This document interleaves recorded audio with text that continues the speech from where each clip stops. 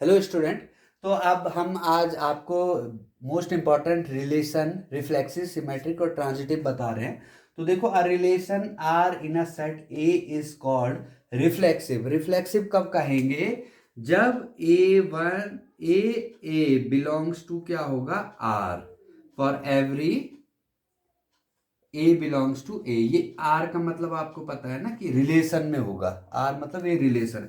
जब ए जो हो रिलेशन में आ जाए, जबकि हर एक ए बिलोंग्स करता है ए से, सेट से, मतलब जो सेट है। तो मैं इसको एग्जांपल से आपको समझाऊंगा तो बात समझ आएगी। जैसे मैं एक सेट ले लेता हूं, set of integer. Set of integer मैंने एक सेट ले लिया, ठीक है।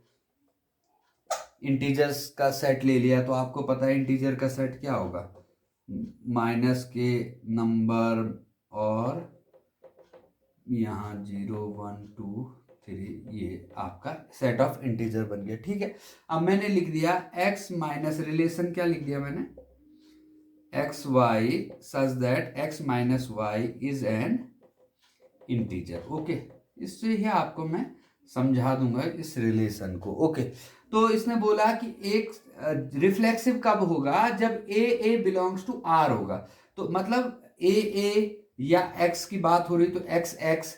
तो जब मैं एक्स एक्स की बात करूंगा, अभी तो यहाँ एक्स वाई की बात है ना, तो जब एक्स वाई था तो X minus Y is an integer था, ठीक है। अब मैं एक्स एक्स बोलूं तो रिफ्लेक्सिव के लिए तो क्या आ जाएगा? X minus x. तो एक्स माइनस एक्स क्या होता है? क्या होता है? जीरो। तो जीरो क्या इंटीजर है? सीधी सी बात है, जीरो इंटीजर है। इसका मतलब ये क्या है? रिफ्लेक्सिव है। क्या है ये? रिफ्लेक्सिव। जैसे X mine A belongs to R, देखो ना, X minus Y is an integer. ये एक तुम्हें एक रिलेशन दिया, इससे तुम कितने सारे रिलेशन बना सकते हो ना।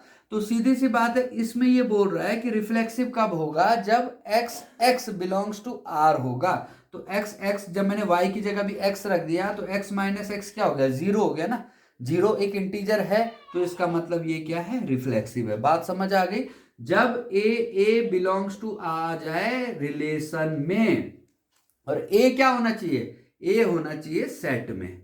समझ गए? ए क्या है? सेट में। तो मतलब इंटीजर माइनस इंटीजर क्या है? एक इंटीजर आता है, ये रिलेशन दिया है। क्या रिलेशन दिया है? क्योंकि एक्स वाई बिलोंग्स टू ए है। क्या है? एक्स वाई बिलोंग्स टू क्या? सेट में है ना ये, ठीक है। इंटीजर, इसका मतलब इंटीजर माइनस इंटीजर, एक इंटीजर आता है। क्या ये रिफ्लेक्सिव, सिमेट्रिक और ट्रांजिटिव है? तो सबसे पहले मैंने बताया कि X X belongs to R अगर होगा तो रिफ्लेक्सिव होगा। तो X X belongs to R मतलब एक्स, वाई की जगह भी एक्स रखा तो एक्स माइनस एक्स क्या आ जाता है? जीरो। तो जीरो भी एक इंटीजर है, इसका मतलब ये रिफ्लेक्सिव है। अब आ जाओ सिमेट्रिक पे।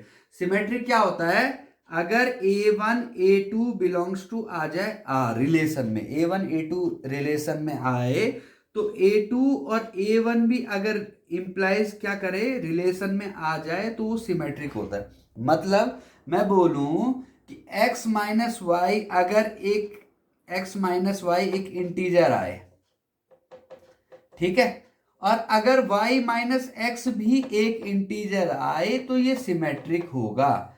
तो सीधी सी बात है, अगर मैं एक इंटीजर लूं, कोई भी सेट है ना इंटीजर का, आपको पता है माइनस और पॉजिटिव के इंटीजर का सेट आपको पता ही है। कोई भी आप दो ले लो नंबर, मान लो मैंने लिख लिया एक 10 और एक लिख लिया 5, ठीक है। तो 10 माइनस 5 मैंने किया, तो 10 माइनस 5 क्या होगा? आपको पता है 10 माइनस 5 क्या होगा? 5 आएगा।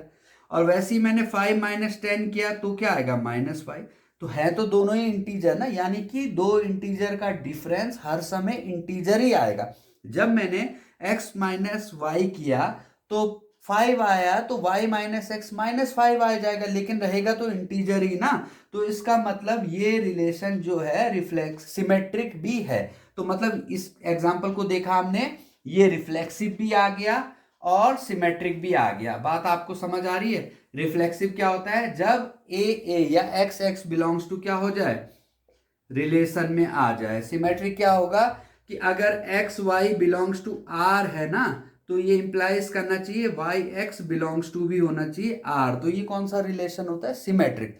ओके, अब आ जाओ ट्रांजिटिव। ट्रांजिटिव क्या होता है? अगर एक्स वाई आर में है, मतलब रिलेशन में है, ठीक है, और वाई जेड भी रिलेशन में है, तो एक्स जेड इंप्लाइज ये क्या करे, अगर एक्स जेड भी रिलेशन में आ जाए तो वो ट्रांजिटिव होता है, जबकि एक्स वाई जेड तीनों किससे बिलोंग्स कर रहे हैं, मतलब सेट में होने चाहिए, जो हमें सेट गिवन है, जो हमें सेट गिवन है। तो अब इसी को इस एग्जाम्पल से समझते हैं, जो इंटीजर वाला हमने एग्जाम्पल लिया था। तो सेट क्या था, इंटीजर का सेट था। सेट क्या था, इंटीजर का सेट था, ठीक है, इंटीजर्स का सेट था। रिलेशन क्या था, X Y such that X minus Y is an integer. Okay, यहां तक कोई बात ही नहीं थी। तो अब ट्रांजिटिव कर रहे थे ना, पहले एक्स वाई, तो एक्स वाई के लिए क्या आ गया, X minus Y is an integer, कोई प्रॉब्लम नहीं है यहां तक। फिर दूसरा क्या आएगा, वाई जेड। वाई जेड, तो वाई जेड भी क्या बोला इसने, एक इंटीजर है, ठीक है। एक्स और वाई एक इंटीजर था, उसने बोला वाई और माइनस जेड भी एक इंटीजर है, तो क्या एक्स जेड भी इंटीजर होगा, तो एक्स जेड के लिए क्या होगा, एक्स माइनस जेड। तो सीधी सी बात है, जब एक्स वाई इंटीजर आ रहा, वाई जेड इंटीजर आ रहा, तो एक्स माइनस जेड भी तो इंटीजर ही आएगा। इसको हम ऐसे भी लिख सकते हैं ना, देखो दो तरीके से एक्स माइनस जेड को क्या लिख सकते हैं, X minus Y plus Y minus Z लिख सकते हैं ना ऐसा। तो ये इंटीजर आ गया, ये भी इंटीजर आ गया, तो इन दोनों का सम भी क्या आएगा, इंटीजर ही आएगा, कोई प्रॉब्लम नहीं। चाहे ऐसे भी समझ सकते हैं कि मान लो मैं 3 इंटीजर लेता हूं, सेट कोई भी इंटीजर का, आप सेट में से 3 एलिमेंट आप ले लो। देखो जैसे इंटीजर मैंने लिख दिया 5, 7 और 11, ठीक है। तो 5 माइनस 7 क्या आ गया, -2। 7 माइनस 11 क्या आ गया, -4। तो 5 माइनस 11 क्या आ जाएगा, -6। तो आएंगे तीनों इंटीजर ही ना, तो ये दोनों तो इंटीजर हैं, तो इन्होंने तीसरा भी इंप्लाइज क्या कर दिया, इंटीजर कर दिया। इसका मतलब ये रिलेशन ट्रांजिटिव है। तो आई होप आपको रिफ्लेक्सिव सिमेट्रिक ट्रांजिटिव बहुत अच्छे से समझ आ गया हो। रिफ्लेक्सिव क्या होता है, ए बिलोंग्स टू, आपको समझना है, लिखना कैसा है ये चीज आपको पता होनी चाहिए। ए बिलोंग्स टू आर, और जहां ए क्या है, किससे बिलोंग्स कर रहा है, सेट से ना, ठीक है, सेट में ही होना चाहिए।